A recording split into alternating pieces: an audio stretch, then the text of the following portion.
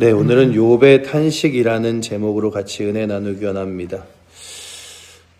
정말 욥기 3장을 어제 저녁부터 말씀을 준비하면서 몇 시간을 몇 번을 읽으며 이 말씀으로 어떻게 말씀을 나누지?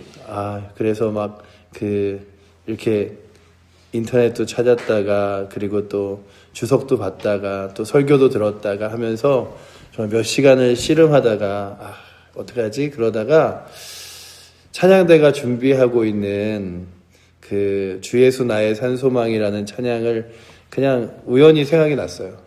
깊은 절망의 슬픔 가운데 빠진 우리, 그 절망과 그 고난이 너무나 커서 그 산이 너무나 높아서 그 산을 넘어갈 힘조차 없는 우리들에게 주께서 찾아오셔서 구원의 빛이 되시고 소망이 되었다는 그 찬양을 이렇게 떠올리다가 그냥 그래, 이 찬양을 한번 들어볼까 듣는데 그런 생각이 들었습니다. 깊은 절망과 좌절과 아픔이 오직 욥의 것이겠는가? 그리고 욥이 당한 고난과 그 큰 슬픔이 그저 욥에게만 당하는 고난과 슬픔일까 생각을 하다가 이 욥기 전체를 바라보면서 이 욥기가 처음에는 이런 고백을 해요. 내가 하나님 앞에 내 노력으로 신실하게 열심히 그래서 범죄하지 않으려고 하던 그 욥이 3장에 와서 일주일 만에 친구들과 함께 울며 친구들이 곁에 있을 때 일주일 만에 그의 입을 딱 열어서 한 말이 뭐냐면 그래도 나는 하나님을 의지하리라. 이게 아니라 3장 1절에 보시면 그 후에 욥이 입을 열어 자기의 생일을 저주하니라. 내가 왜 태어나서 이런 얘기를 친구들 앞에서 일주일 만에 합니다. 그리고 이 말씀을 이렇게 보다가 그래 누구도 스스로로 힘으로 신실하거나 스스로 힘으로 믿음이 있거나 스스로의 힘으로 자기가 거룩하여지는 사람은 없지. 근데 욥 전체의 말씀을 보면 그렇게 고난당하던 욥이 끝까지 자신의 힘으로는 신앙과 믿음으로 입술을 지키려고 했던 그가 결국 자신의 힘으로 할 수 없었던 것을 보여주면서 이 욥이 전에는 내가 하나님에 대하여 귀로 듣는 것처럼, 그러니까 이게 무슨 말이냐 하면 내가 율법적으로 하나님을 지키고 말씀을 따르고 하면은 하나님 앞에 서겠지 했던 그가 결국에는 이 욥기의 마지막 서에 가면 무엇이 나오냐면 내가 주를 전에는 귀로 들었으나 이제는 눈으로 배움나이다 하면서 살아계신 하나님을 경험하는데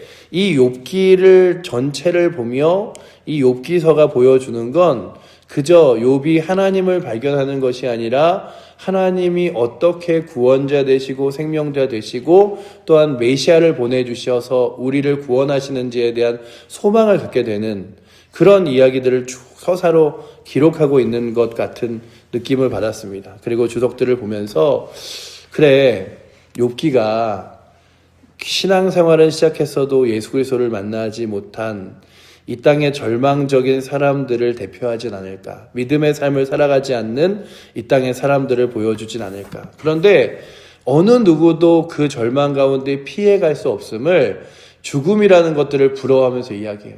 차라리 죽었으면 그 죽음 앞에서는 이렇게 고통스럽지 않을 텐데. 그러면서 이 세상에 금이나 은을 많이 가진 사람이나 세상에서 고관이라고 말하는 사람들도 결국 인생이 다 끝나고 죽음 앞에 선다는 고백을 하죠. 보시면은 이렇게 써있죠.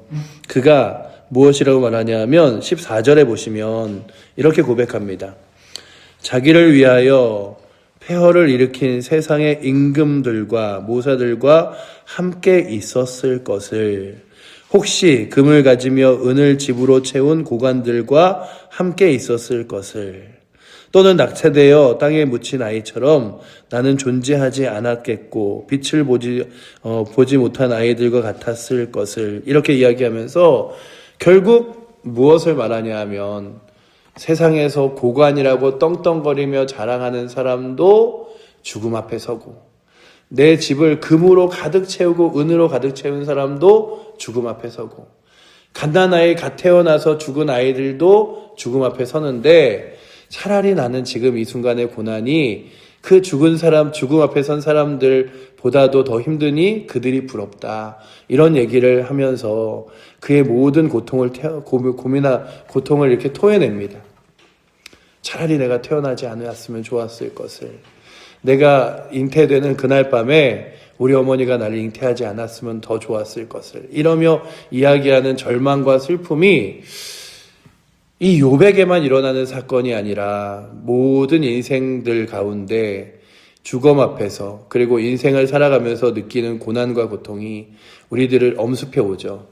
인생을 살아가는 사람들 중에 그리스도를 알지 못하는 사람들도 이런 이야기를 합니다. 인생의 행복이라는 게 살아가다 보면 요만큼이고 이만큼 힘겨운 일들 가운데 요만큼 조그만 행복들을 가지고 그거 붙들고 살아가는 거다. 이런 얘기를 합니다. 그런데 앉아서 스스로의 인생을 돌아볼 때마다 정말 부질없고 한없어 보이는 것이 인생이기도 해요. 저 우주를 생각할 때 한 털의 먼지보다도 못한 나, 그리고 내가 이 세상의 모든 권력과 힘을 가진 것 같아 보이나 사실은 아무것도 내 손에 쥘 수 없는 허무한 인생인 나. 그리고 또한 어떤 고난과 고통이 와도 내 힘으로는 해결할 수 없는 문제 앞에 놓여지는 나. 그래서 이어령 교수도 자신의 인생 가운데 자신의 딸이 암에 걸려서 이제 막 앞도 보이지 않을 때 하나님, 내가 여태까지 배운 모든 지식과 사람들이 추앙하는 나의 모든 지위가 내 딸을 위해서 할 수 있는 게 아무것도 없습니다. 심지어는 그 세상에서 가장 부자로서 이 명성을 날리며 살았던 스티브 잡스 같은 사람이 췌장암에 걸리고 병실에 누워서 내 통장에 가득한 저 돈들이 숫자에 불과하고, 그리고 내 인생 가운데 아무것도 남아있는 게 없어서 저 파란 불빛 하나 뚝뚝거리는 그 불빛이 꺼지는 순간 내 인생 사라져버리는 이 허무한 인생 어떡할까. 이러며 그가 마지막 편지와 인생을 남기는데 모든 인생들이 다 그렇겠죠. 살아가면서 희망의 빛, 소망의 빛을 따라 걸어가고 싶지만 어느 순간 인생의 빛은 점점 희미해지고 사람들에게 말하지 못하는 고난과 고민과 또한 그 힘겨움이 스스로를 찾아오겠죠. 우리가 막 그런 이해가 하잖아요. 요양병원에 계신 분들이 많이 힘들겠다.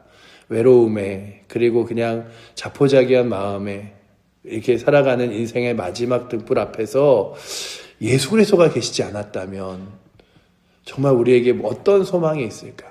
그런데 이 욥기의 말씀에 차라리 빛이 없었더라면, 차라리 그 빛나는 날에 어둠이 있었더라면 이라는 것을 뒤바꿔서 세상에 빛이 있었으니 모든 어둠을 뚫고 그 어둠을 생명으로 뒤바꾸시는 빛이 오셨다니 그 빛이 누구냐 하면 주 예수 그리스도라고 요한복음이 이야기합니다. 그리고 어느 누구든지 절망과 좌절과 포기와 낙심 가운데서 그 예수 그리스도를 만나면 죽음조차도 힘을 잃고 죽음에서 살아날 수 있는 것이 하나님의 자녀임을 약속하고 말씀하고 있습니다.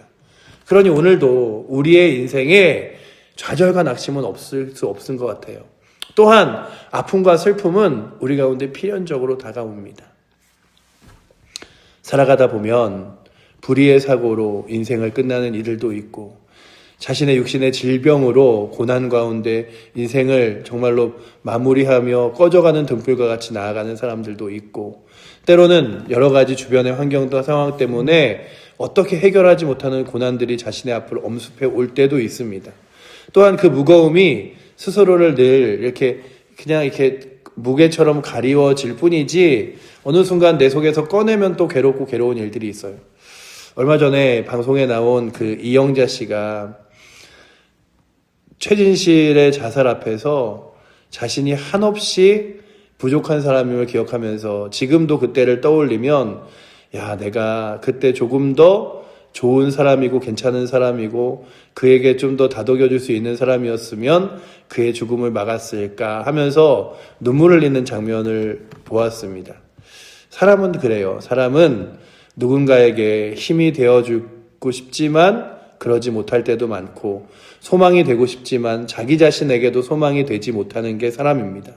그래서 욥도 아주 신실해 보이지만 결국 그 전까지 2장까지는 그러잖아요. 내가 입술로 범죄하지 아니하리라. 내가 끝까지 그 참고 버티라.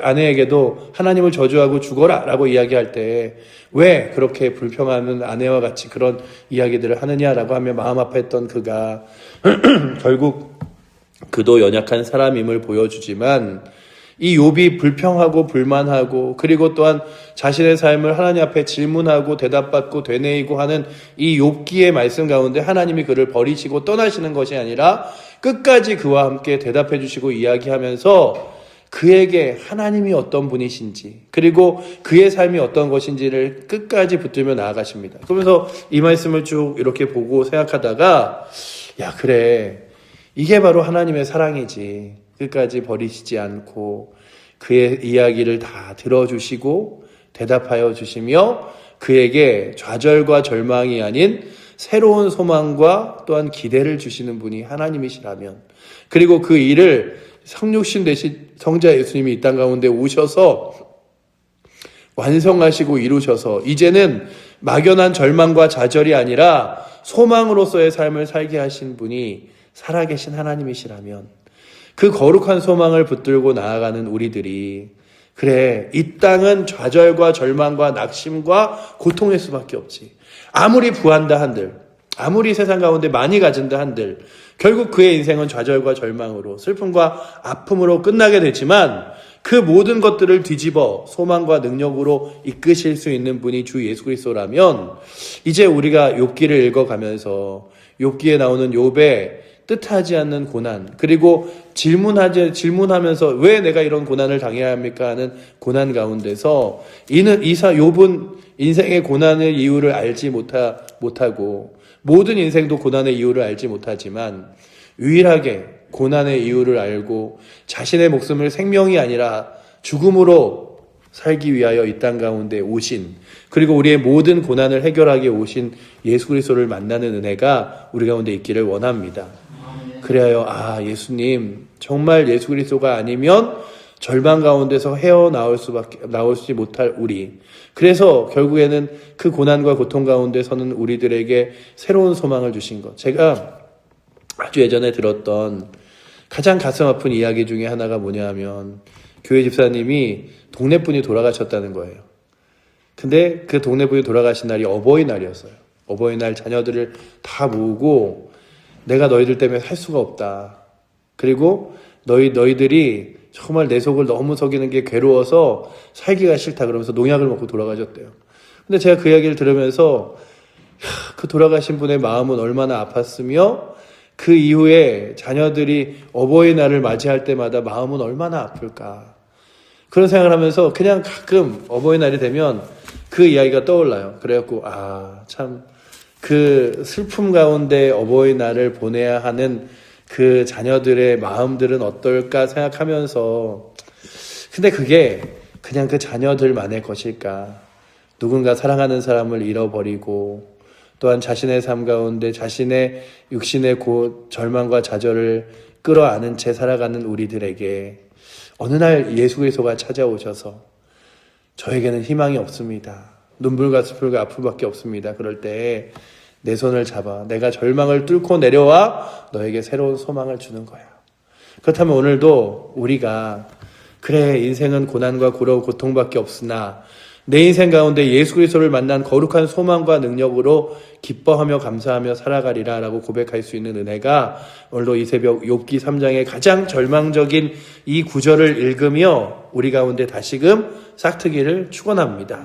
뿐만 아니라 오늘도 우리뿐만 아니라 모든 인생과 사람들의 삶을 보면서 그들의 삶이 지금은 기뻐 보이고 희망차 보이지만 결국 좌절과 절망과 가장 가깝게 맞닿아 있는 인생 가운데 그들의 인생을 비집고 주 예수 그리스도가 찾아오지 않는다면 그 절망의 문제를 해결할 수 없는 안타까운 이들을 바라보면서 주여 저들에게도 주 예수 그리스도가 소망되어 주시고 특별히 오늘도 우리 사랑하는 칠보제일교회에 나온 이들이 예수 그리스도와의 만남이 없이 그저 설교 시간의 귀로 그리고 또한 경험적으로 아는 하나님 살아계시지 예수님이란 분이 계시지라고 하는 그런 멀리 있는 그냥 관념적인 이야기가 아니라 나를 위하여 이 땅 가운데 오시고 나를 위하여 십자가 지시고 나를 위하여 부활하신 예수 그리스도를 만나 이 모든 절망의 그리고 저주의 슬픔의 눈물의 그 일들을 끊어버리고 오직 주 예수 그리스도를